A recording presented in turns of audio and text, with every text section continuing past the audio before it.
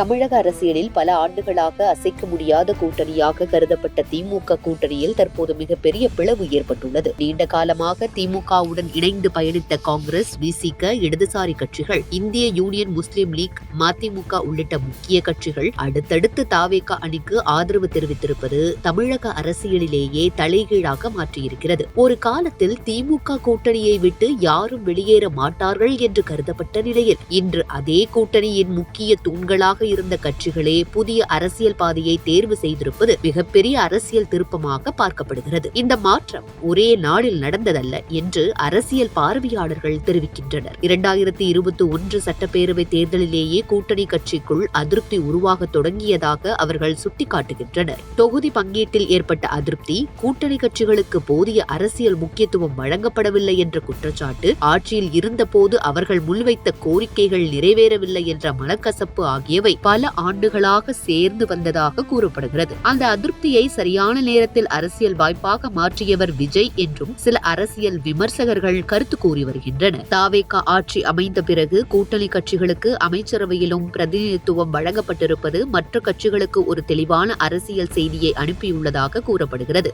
இதன் மூலம் கூட்டணி என்றால் சமமான மரியாதையும் அதிகார பகிர்வும் இருக்க வேண்டும் என்ற கருத்தை விஜய் முன்னிறுத்த முயற்சிக்கிறார் என்று அரசியல் நோக்கர்கள் தெரிவிக்கின்றனர். மறுபுறம் திமுக மற்றும் அதன் முன்னாள் கூட்டணி கட்சிகளுக்கு இடையே தொடர்ந்து வார்த்தை போர் தீவிரமடைந்து வருகிறது. இரு தரப்பினரும் ஒருவரை ஒருவர் கடுமையாக விமர்சித்து வருவது தமிழக அரசியலில் புதிய கூட்டணி மோதலுக்கான அறிகுறியாக பார்க்கப்படுகிறது. தமிழக அரசியல் பல தசாப்தங்களாக திமுக மற்றும் அதிமுக என்ற இரு பெரிய கட்சிகளை மையமாக கொண்டே இயங்கி வந்தது. ஆனால் தற்போது அந்த அரசியல் சமன்பாடு வேகமாக மாறி வருவதாக அரசியல் விமர்சகர்கள் கூறுகின்றனர். நீண்ட காலமாக நிலைத்திருந்த கூட்டணிகள் சிதறி புதிய அரசியல் அணிகள் உருவாகி வரும் நிலையில் தமிழக அரசியல் ஒரு புதிய அத்தியாயத்துக்குள் நுழைந்து விட்டதாக அவர்கள் கூறுகின்றனர். வரவிருக்கும் உள்ளாட்சி தேர்தல்களும் இடைத்தேர்தல்களும் இந்த மாற்றம் தற்காலிகமா அல்லது நிரந்தரமா என்பதை தீர்மானிக்கும் முக்கிய அரசியல் களமாக இருக்கும் என்றும் அவர்கள் கருதுகின்றனர். இந்த சூழலில் திமுக கூட்டணியின் வலிமை பெருமளவில் பாதிக்கப்பட்டுள்ளது.